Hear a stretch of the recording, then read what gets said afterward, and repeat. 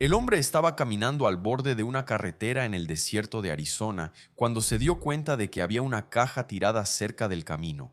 Era una caja de plástico, estaba envuelta en bolsas. Se quedó pensativo y fue hacia allá. La curiosidad pudo más y fue a ver qué era. Cuando la abrió, encontró parte de un cuerpo humano. El cuerpo humano estaba abierto, no había órganos en ese pedazo. Cuando la policía empezó a investigar ese hallazgo, todavía no tenía idea de que eso estaba relacionado con la vida de alguien que durante años había circulado libremente. En escenarios, fiestas, clubes de lujo y bodas millonarias. Marcos Campos, sean todos muy bienvenidos, ya lo sabes, pero no está de más recordarlo. Cada semana hay episodios aquí, los lunes, miércoles y viernes, así que activa la campanita para no perderte nada. Hazte miembro si puedes, deja un like, un comentario, aunque sea un emoji. Hecho esto, pasemos a los hechos.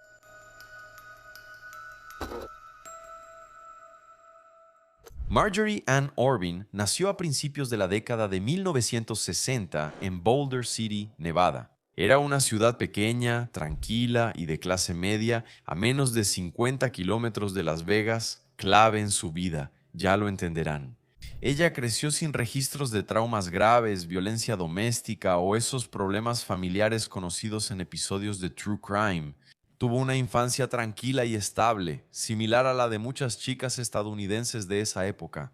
Y nada indicaba que su nombre algún día estaría asociado o figurando en un episodio de crímenes reales, y mucho menos en uno de los crímenes más comentados de Arizona. Cuando era adolescente, Marjorie tenía claros sus planes para la adultez.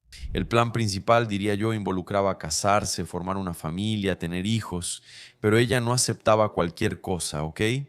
Las personas cercanas decían que ella buscaba un compañero perfecto, de esos que no están solos. Solo en películas vemos a alguien que ofrece estatus, dinero y comodidad, una vida superior al promedio.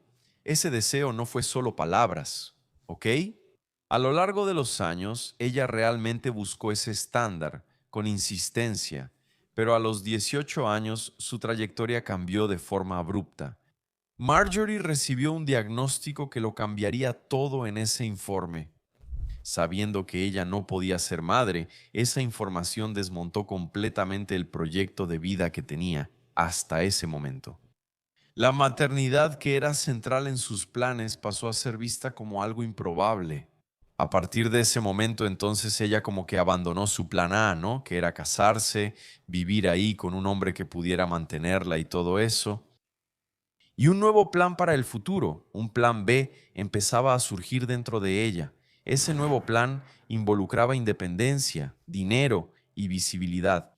Desde joven, Marjorie mostró talento artístico. De adolescente trabajó profesionalmente como bailarina, sin limitarse a eventos escolares o locales. ¿Está lejos de eso? Pronto se desplazó por grandes centros, viajando por varios estados de Estados Unidos y al extranjero. También actuó en Tokio, París, Italia, Alemania y trabajó en cruceros. Salas de espectáculos enfocadas en entretenimiento para adultos. Esa carrera no solo fue baile. Marjorie buscaba oportunidades para aumentar su exposición e ingresos. Trabajó como coreógrafa, modelo, extra en videoclips y pequeños filmes. Participó en calendarios y campañas publicitarias y empezó a frecuentar lugares donde productores, empresarios y artistas circulaban con naturalidad. En 1990 actuó en la película No More Dirty Deals, dirigida por Miguel J. Pedro, un empresario con mucho dinero, realmente millonario, que también era dueño de clubes por donde la chica ya había pasado y se había presentado. El dinero y la libertad llegaron, pero la inestabilidad también.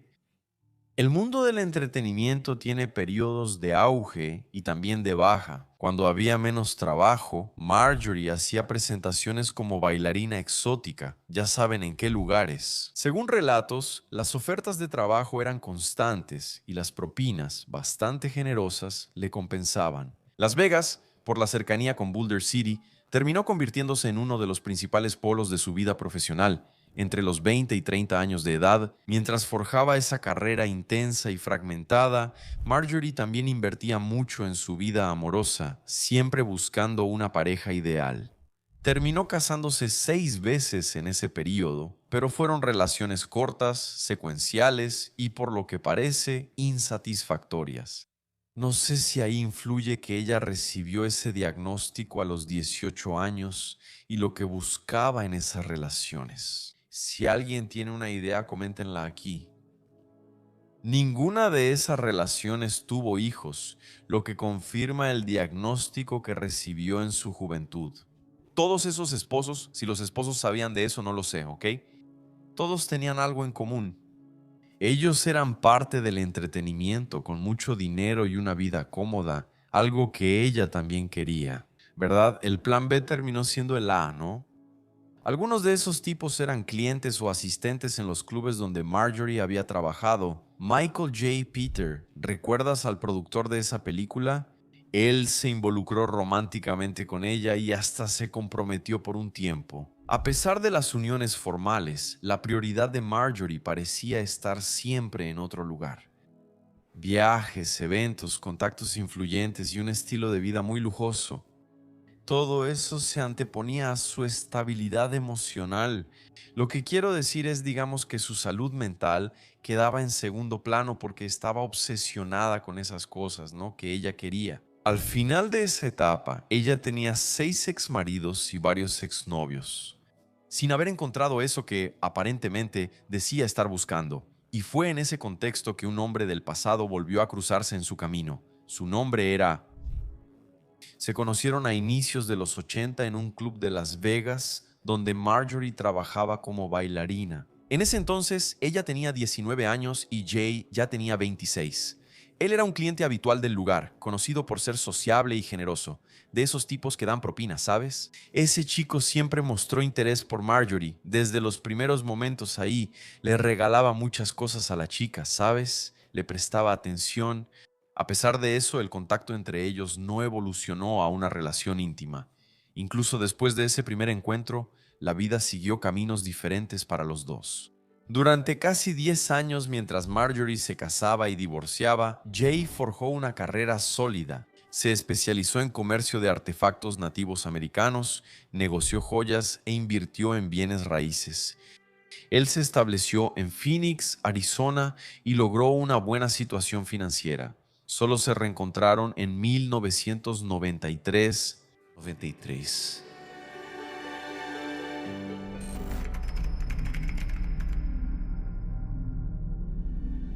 Cuando Jay Orbin regresó a la vida de Marjorie en 1993, ya no era solo el simpático asistente de un club en Las Vegas. Jay tenía buena situación financiera y era reconocido como comerciante de arte y joyas. Poseía muchas propiedades, se relacionaba con personas influyentes y podía ofrecer estabilidad financiera. Para Marjorie, ese reencuentro representaba algo diferente a todo lo que había vivido hasta entonces. La relación avanzó y rápido. Poco tiempo después del reencuentro se casaron en una ceremonia sencilla. En realidad fue algo íntimo en la Little White Wedding Chapel de Las Vegas. El matrimonio marcó una transición para Marjorie, quien comenzó a alejarse del ritmo intenso de los shows y sus actividades. Sabes, viajes, presentaciones, y empezó a experimentar una rutina más predecible, cómoda. Ahí mismo, sabes, en una casa, en un hogar con rutina. Tras casarse, la pareja se mudó a Phoenix, Arizona, y Jay animó a Marjorie a dejar definitivamente la industria del entretenimiento. Ella se dedicó a la vida doméstica y ayudó a su esposo en sus negocios. Por primera vez entonces la idea de estabilidad parecía estarse materializando.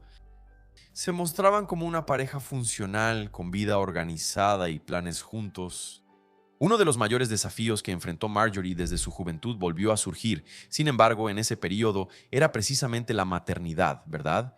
El diagnóstico aún le pesaba emocionalmente.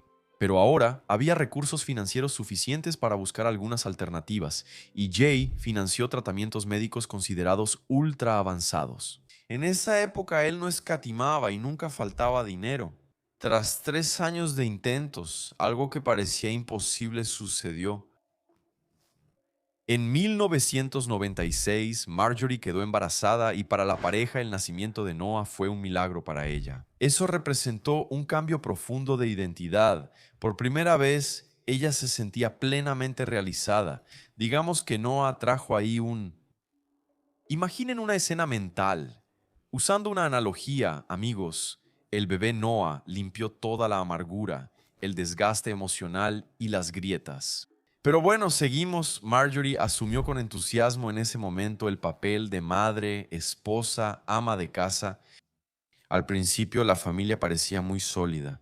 Jay trabajaba mucho, Marjorie gestionaba los negocios y la rutina era criar a su hijo. Durante ese periodo nada indicaba, al menos públicamente, que esa estructura estuviera a punto de colapsar.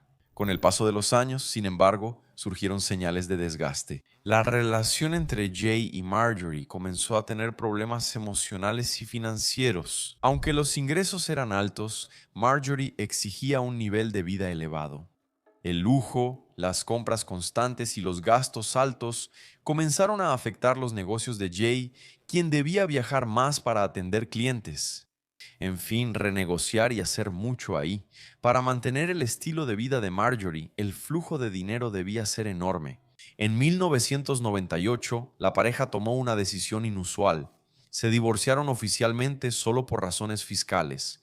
En la práctica, realmente seguían juntos. Ellos siguieron viviendo juntos ahí, funcionando como una familia normal, sí, y presentándose, incluso socialmente, como marido y mujer. Era solo en el papel realmente. Para amigos y conocidos, la separación parecía más un detalle burocrático que una ruptura real. ¿Entiendes?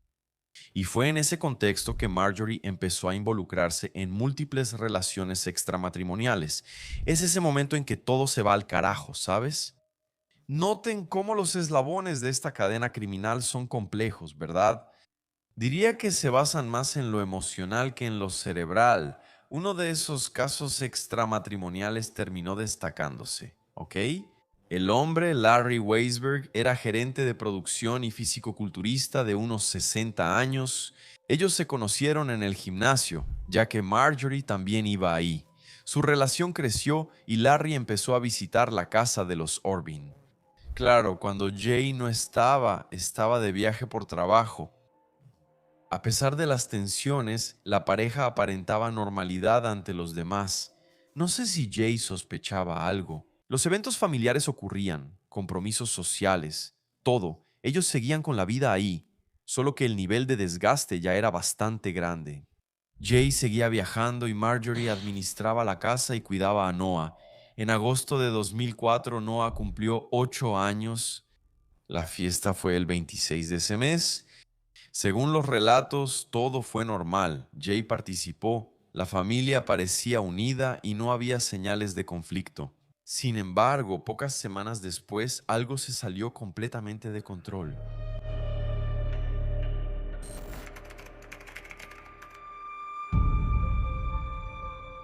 En septiembre de 2004, J. Orbin estaba de viaje de trabajo en Florida y no planeaba regresar pronto a Phoenix. Fíjense, amigos, el huracán Francis interrumpió inesperadamente el viaje. Golpearon la zona donde él estaba, así que canceló sus compromisos y volvió a casa. Nadie lo sabía, fue una sorpresa. Ese mismo día, su madre, Joanne Orbin, llamó a su hijo. Y la llamada ocurrió justo cuando J estaba llegando a Phoenix, y ese detalle solo cobraría importancia más tarde, ¿ok? Durante la investigación, al intentar reconstruir los últimos movimientos de J, la policía vio que al llegar a casa, J se topó con una situación complicada. Larry Weisberg, el hombre con quien Marjorie tenía la relación extramarital, estaba ahí bien tranquilo, en la casa del tipo, viejo. J no esperaba, claro, encontrar a nadie ahí aparte de su esposa y su hijo, ¿verdad? Noah tenía 8 años, como vimos, él estaba en la casa, estaba durmiendo ahí. El encuentro entre los dos hombres ahí, ¿no? Esposo y amante. No fue pacífico, hubo un enfrentamiento violento entre ellos. Lo que ocurrió o se dijo en esa casa solo se aclararía parcialmente después mediante versiones contradictorias y confusas. Lo que se sabe es que la discusión involucró gritos y disparos de un arma de fuego. Explico, tras ese episodio, J. Orme no volvió a ser visto con vida. El 8 de septiembre de 2004, cuando cumplía 45 años, J desapareció. No hubo celebración ni contacto con su madre o hermana, lo cual no era habitual, ya que siempre se comunicaba con todos. J era descrito como un hombre responsable, sin vicios, conocido y extremadamente apegado a su familia, especialmente a su hijo. Aún así, Marjorie no reportó la desaparición de inmediato. Por 2 semanas, ella dijo a conocidos que J viajaba por trabajo, algo habitual en su rutina y conocido por todos. Sin embargo, la familia de J, por esas particularidades que mencioné, como no contestar el teléfono ni enviar mensajes, sabían que esa declaración de Marjorie no era muy confiable. ¿No te imaginas el tipo desaparecer así, de la nada, no hablar, no mandar mensaje a la mamá, a la hermana, a la esposa, al hijo? Justo en su cumpleaños, el 22 de septiembre de 2004, Marjorie finalmente contactó a la policía. Cuando los investigadores hicieron preguntas básicas, ella se mostró resistente. Yo diría que ella fue evasiva, ¿sabes? Al proporcionar información como por ejemplo detalles sobre el vehículo de... Tampoco daba respuestas que ayudaran a encontrar a J. Cuando sugirieron una prueba de polígrafo, su respuesta fue breve, directa y clara. Dijo que era mejor llamar a un abogado, lo cual encendió una alerta. ¿Por qué hacerlo? Luego la policía de Phoenix obtuvo una orden de cateo y entró a la casa de la familia Orbe. En esa casa hallaron tarjetas de crédito, chequeras, llaves y celular de J. Todo suyo estaba ahí. Eso daba a entender que J había estado en la casa antes de desaparecer. Él pasó por la casa antes de desaparecer, no sé si viajaba por trabajo. Los investigadores también fueron a su empresa y los empleados ahí confirmaron que él no había aparecido, ni hecho contacto, ni nada de eso. Eso contradecía lo que dijo Marjorie sobre viajes de trabajo, ¿no? Probablemente él solo necesitaba hablar con un empleado, pero no pasó nada. Entonces, aunque no había una escena del crimen clara, su relato ya llamaba mucho la atención, ¿no? Un mes después de la desaparición, ¿cambió algo en la investigación?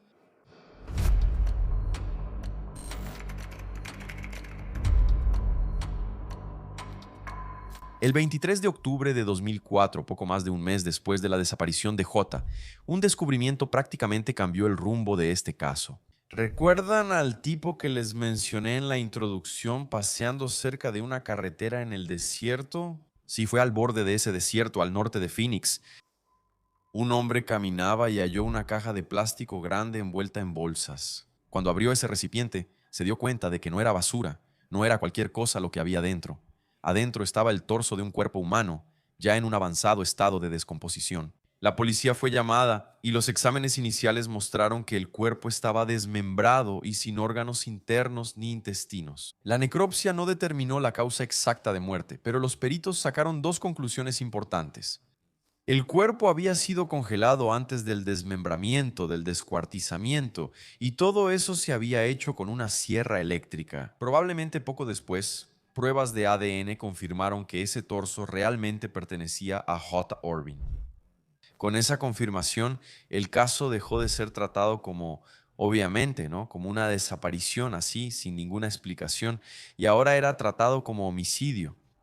Y a partir de ese momento, todo lo que se había visto como comportamiento extraño de Marjorie cobró otro significado, ¿no es así? Los detectives profundizaron el análisis de la residencia de la familia Orbin y un examen forense muy detallado reveló indicios claros de violencia. Ahí, en el garage de la casa, se encontraron señales de una gran cantidad de sangre. El lugar fue limpiado intensamente. Lavaron la superficie con ácido, la recubrieron con epoxi y la restregaron con productos químicos. Aún así, ahí estaba, había vestigios. Al mismo tiempo, los investigadores empezaron a rastrear el movimiento financiero.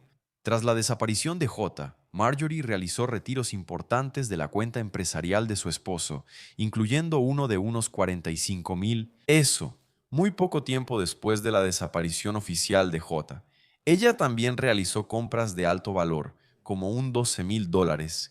O sea, totalmente fuera de lo normal, ¿no? Esos gastos, claro, eran un punto que corroboraba las sospechas sobre ella, ¿no creen? Además de ese dinero, Marjorie era beneficiaria de un seguro de vida de J. En total, superaba $1,000,000. Para los investigadores, la ganancia financiera se consideró motivo. En ese tiempo, La actitud de Marjorie seguía generando desconfianza. Durante una llamada de la policía para agendar su declaración con polígrafo, escucharon de fondo una voz masculina. En ese ambiente, un hombre insultaba a los investigadores y les pedía que se callaran. La voz fue identificada como la de Eso es Larry Wiseman, y ese detalle llevó a una nueva línea de investigación. Poco después, los detectives descubrieron que un control remoto del garaje de la casa de Marjorie estaba guardado en la residencia de ese Larry, el amante de Marjorie, como recuerdan, ¿verdad? En la práctica, él tenía acceso completo a la casa Orbe. En ese momento, Larry entonces pasó a ser tratado como el novio oficial de Marjorie, también quizás sospechoso, ¿verdad? Con toda esa información, el cuerpo hallado, los indicios en la casa, el comportamiento financiero y social y los vínculos con el amante, la policía consideró que el caso estaba lo bastante estructurado para detener así. El 6 de diciembre de 2004, Marjorie Orbe fue arrestada por la policía de Phoenix. Ella fue acusada de homicidio en primer grado, 2 robos de más de $100,000 y 2 cargos de fraude. Los fiscales pidieron que ella siguiera detenida sin fianza. Lo que quiere decir es que los tipos fijaron la fianza en más de $1 millón y en la práctica ella no tendría cómo pagar. Entonces iba a quedarse detenida hasta que terminara la investigación. La historia no había terminado, ¿ok? Meses después surgieron nuevas informaciones, algunas dichas por la propia Marjorie.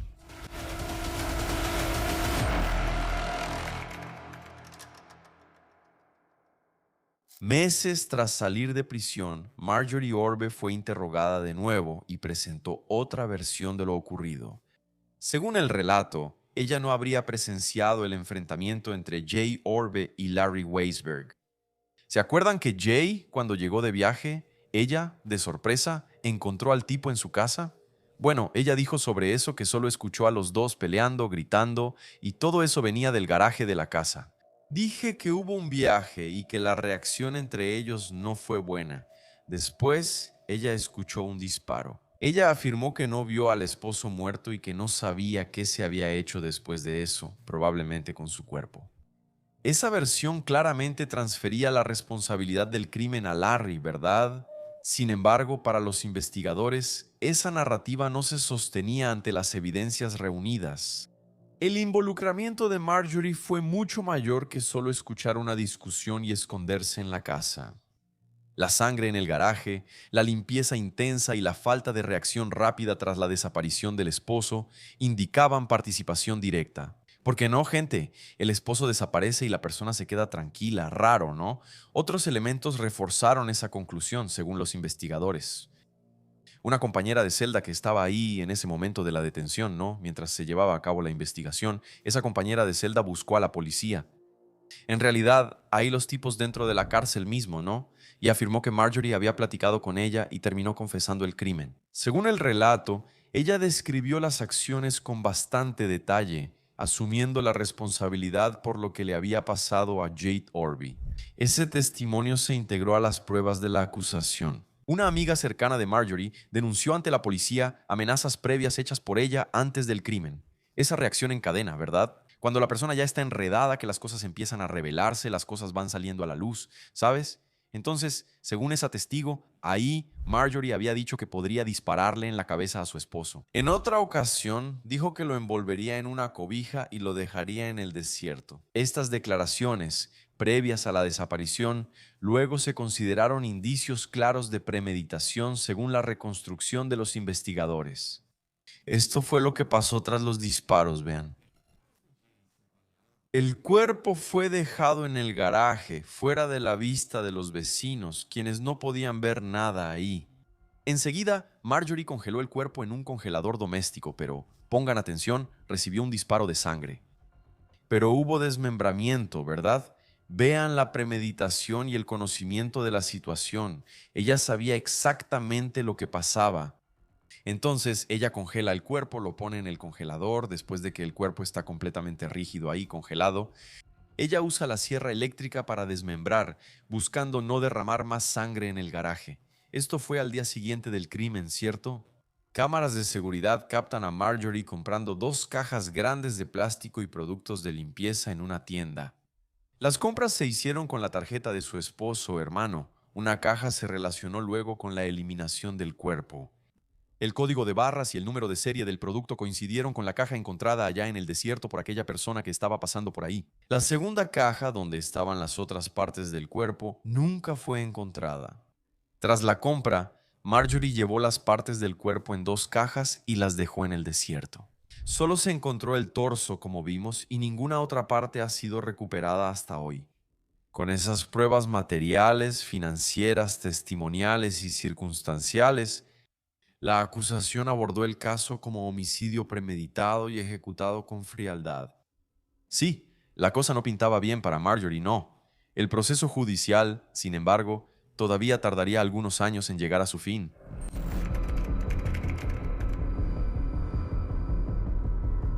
El juicio de Marjorie Orvin inició en 2009, casi 5 años tras el asesinato de Jay. Ese intervalo se debió a estrategias legales de la defensa que retrasaron el proceso varias veces. El juicio finalmente comenzó y duró 8 meses, tiempo considerado largo para un caso complejo de homicidio. Durante el juicio, la fiscalía presentó sólidas pruebas, como ya mencioné, no expuestas, ¿cierto? Los movimientos financieros, el comportamiento de Marjorie y las pruebas forenses, todo. Los fiscales resaltaron la sangre hallada en el garaje y los intentos de limpieza. Eso de congelar para evitar sangrado, ¿no?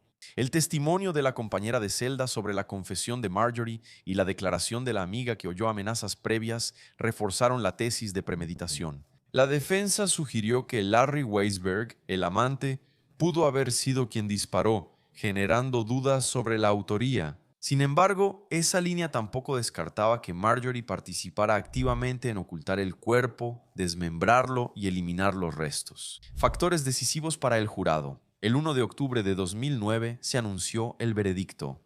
Marjorie Orvin fue hallada culpable de homicidio en primer grado. Además, fue condenada por los cargos de robo por valores superiores a $100,000 y por los esquemas fraudulentos relacionados con el uso de las cuentas y tarjetas de J. Orvin. El esposo que ella mató siguió usando el dinero del tipo. ¿No es bizarro? Después de la fase de determinación de culpabilidad, el proceso entró en una segunda etapa, destinada a decidir la sentencia. El jurado evaluó si Marjorie debería o no recibir la pena de muerte, una posibilidad real en ese momento. Allí, el debate fue bastante intenso e involucró factores agravantes y también atenuantes. El jurado decidió no aplicar la pena capital. Uno de los factores considerados fue el impacto. La repercusión que tendría sobre Noah, el hijito de la pareja, que todavía era un niño en la época de los hechos. Imagínate, el padre asesinado por la madre y la madre condenada a la pena de muerte. Mira, un daño psicológico total para el niño, ¿no es así? El jurado sentenció a Marjorie a cadena perpetua sin libertad condicional. En la práctica, morirá en prisión. El caso tuvo gran repercusión en Estados Unidos y fue destacado en periódicos, programas de crímenes y series investigativas, además de ser registrado en libros. En 2010, la autora Camille Kimball publicó Lo que ella siempre quiso. En mayo de 2011, la periodista Shanna Hogan publicó Bailando con la muerte, profundizando en los detalles de este caso. En resumen, Marjorie Orman, como ya dije, va a morir en prisión. Pero quien quiera escribirle de repente para saber los motivos y escribir de manera tradicional, con cartita, papel, pluma, pon la dirección para la gente ahí en la pantalla, editor.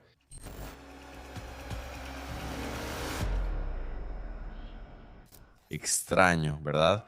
También es curioso que sin duda mucha gente haría una cartita, ¿eh?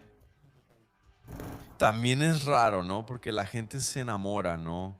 Ella recibió el diagnóstico, quedó destrozada y decidió enfocarse en el dinero para ser independiente.